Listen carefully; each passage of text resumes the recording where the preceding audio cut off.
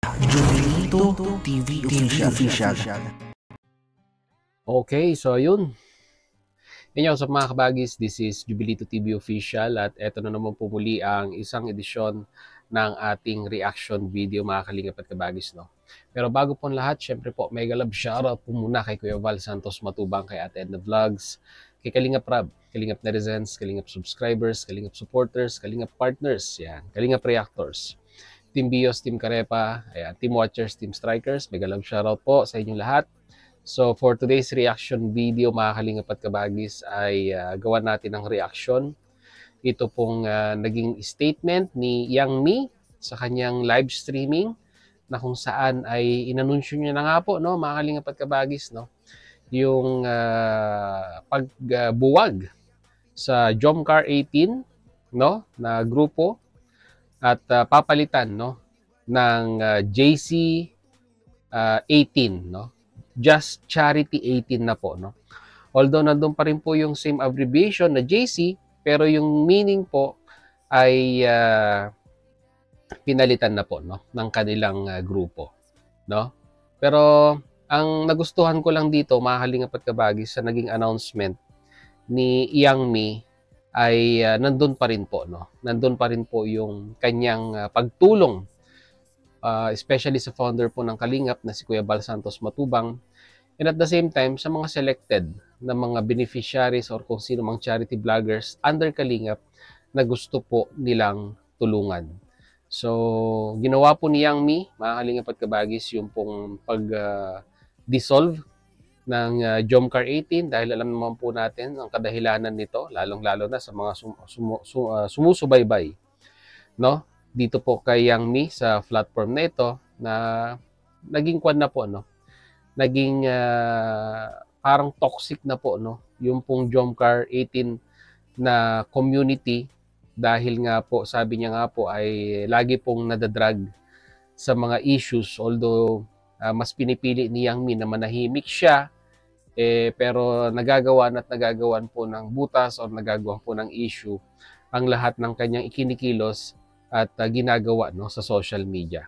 So pakinggan po muna natin mga kalingap at kabagis yung pong announcement ni Miss Yang Mi. So bago po natin ipagpatuloy yung ating reaction video. So without further ado, ito po, panoorin po natin. Narito po yun.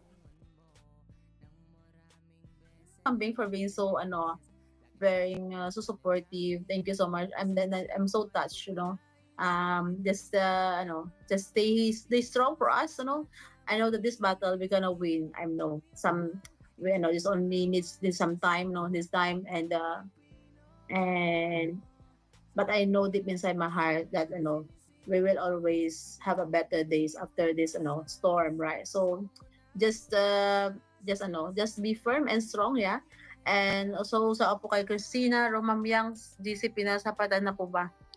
Yeah, I just want to let you know, guys, all the GC connected to my Facebook account, I will demolish everything, guys. So I'm very sorry pag kayo ay na-demolish or na this para po guys sa mga sa maging matiwasay na mapayapa ang lahat. So I'm very sorry from the bottom of my heart sa mga na disappoint sa akin, sa hindi natuwa, this is my final decision, guys. But I'm still here sa Kalingap, sa kaya ko lang, sa abot na aking makakaya, I will still remain. But if someday, they will still keep dragging my name below the belt, I will come up again another reason, maybe reason to leave, but right now, I will support Kuya Val, at Edna, and also Kalingap Rab.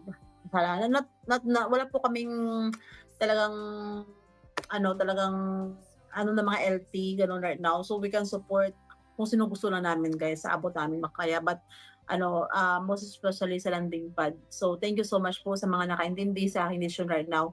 So pag may mga hindi, guys, kung hindi kayo natuwa, you are free na magawa kayo ng mga grupo nyo, as long as nasa respect my decision, I will respect yours as well. So Alexander, hello. Glenda, sa mga may questions sa akin, you can drop your question here. I will read and I will answer in a nice way, Nida Barsibal, shout out po kay Kabuwang Alexander, shout out Grace, and also kay Ruby. Beth de la Peña, thank you so much.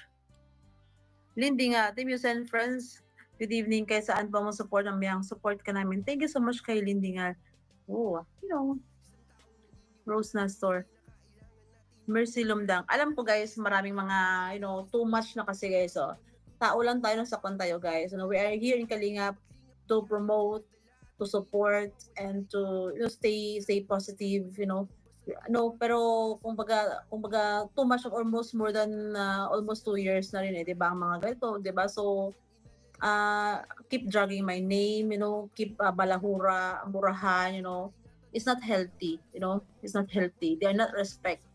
Ano maging respectful kayo sa kapwa nyo guys. At the same time, balik sa inyo, respect din, di ba? Tapos sabihin nyo sa akin na minsan sa live ko, makapagkasta ako ng hindi maganda. Of course, dahil din po yung sa inyo, provoke me to my you provoke me yung sa limit ko. So, syempre, magsalita ako. Pero this is, kung ano yung gawin ko, as long as nasa wala namang binilabag sa Kalingap, okay yun, di ba? So, kumbaga kung gagawin nyo din yun sa inyong part, ano gusto nyo gawin nyo, wala po kung magagawa doon, di ba? So, yun lang yun, guys. Di ba? Wala pong issue here.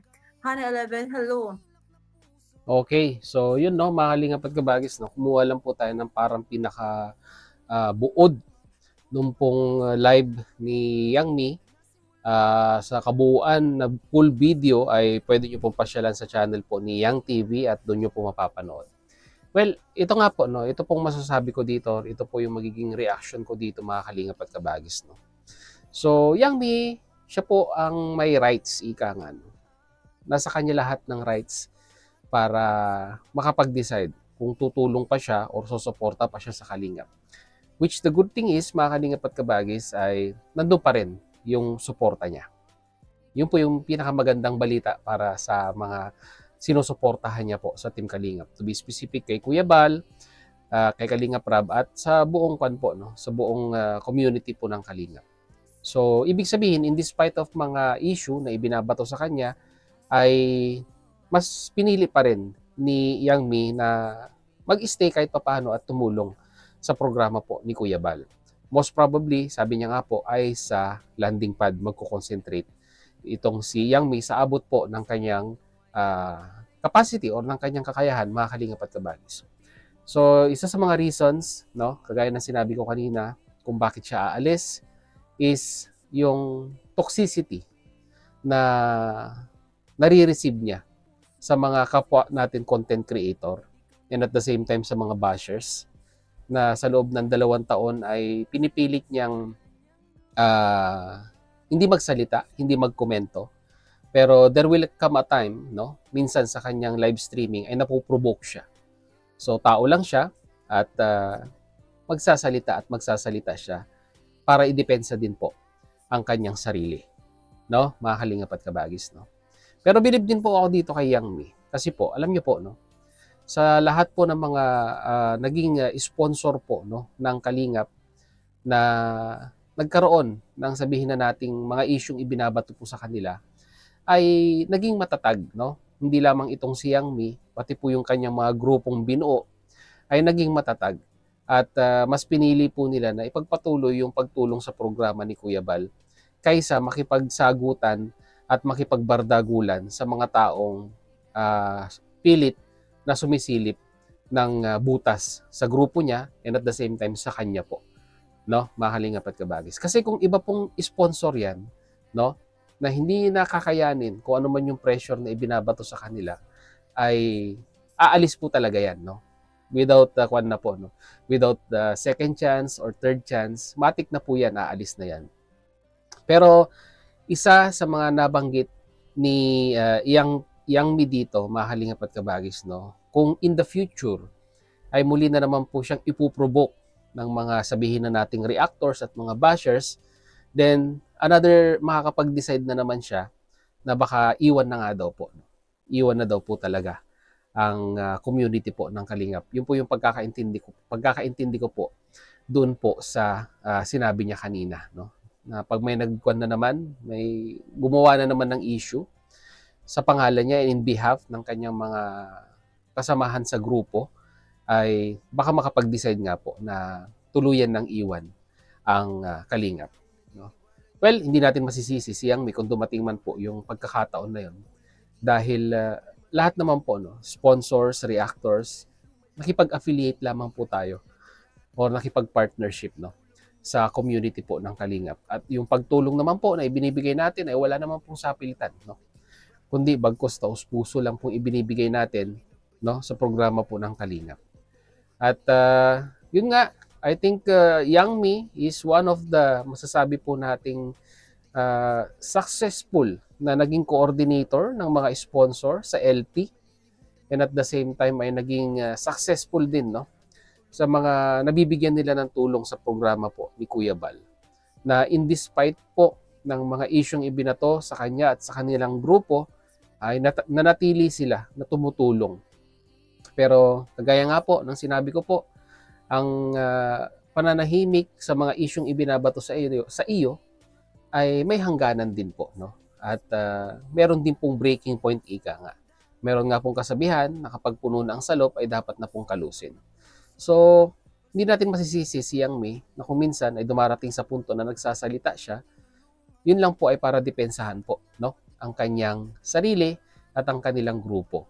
At sa mga nagsasabi na marami daw pong nahakot, no, na sponsor itong si Yang Mi sa kanyang pag-alis or sa kanyang pag-iba ng pangalan ng grupo, well, kung meron mang katotohanan yun, mga Kalingap at Kabagis, discretion na po, no? Discretion na po ng mga sponsor yan kung gusto nilang sumama sa grupo ni Yang Mi.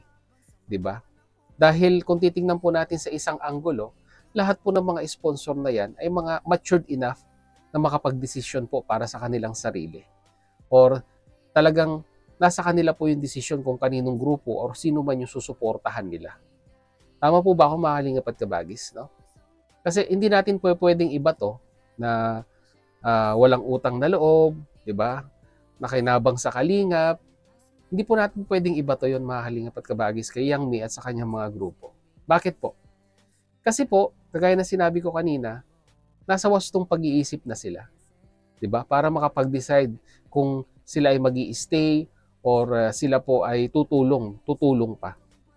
At by the end of the day, yung perang itinutulong nila ay perang pinaghirapan po nila yon, no? So, they have all the rights, no, kung saan po nila i-dispose or kung kanino man nila ibibigay yung tulong na iyon. No? Mga Kalingap at Kabagis, no? So, yun lang po ang ating reaction video for today. At once again, mag-comment na lamang po kayo sa ating comment section, mga Kalingap at Kabagis, no? Kung ano naman po ang inyong masasabi dito sa pag-stay pa rin po, no, ni Yang Mi, unang-una, sa pagsuporta sa programa po ni Kuya Bal Santos Matubang. At secondly po, mga Kalingap at Kabagis, ay yung mga accusation, no? It is all about accusation kasi wala naman pong proven na naging sabihin na nating matibay na ebidensya na di umano ay marami po siyang nakuhang mga big time sponsor po na sasama po sa kanyang grupo, no? It's all about speculation and allegation hanggat wala po tayong nailalatag na resibo to, sabi nga po nila, makapagpapatibay sa ating mga accusation. So, salamat pa rin tayo, mga Kalingap at Kabagis, dahil ang Yang Mi, no, ay nandiyan pa rin na susuporta kay Kuya Bal Santos Matubang at sa kanyang programa sa Team Kalingap. So yan, mga Kalingap at Kabagis, yun lang po ang ating reaction video for today. And once again, sa mga hindi pa po nakasubscribe sa ating YouTube channel, ayan, subscribe nyo na po, no? Jubilito TV Official. At kung nagustuhan nyo po ang ating reaction video for today, ay paki-like naman po, mga Kalingap at Kabagis, no? Malaking tulong po sa aming mga content creator yung pag-like po ninyo sa ating video upload. At yan po yung makakatulong for the recommendation and algorithm po ng video upload na ito. So hanggang dito lang, mga Kalingap at Kabagis. Once again, this is Jubilito TV Official, proud member po ng Team Coos at ng Team Bios. As I always say, mga Kalingap at Kabagis, peace, God first. God bless po. Bye!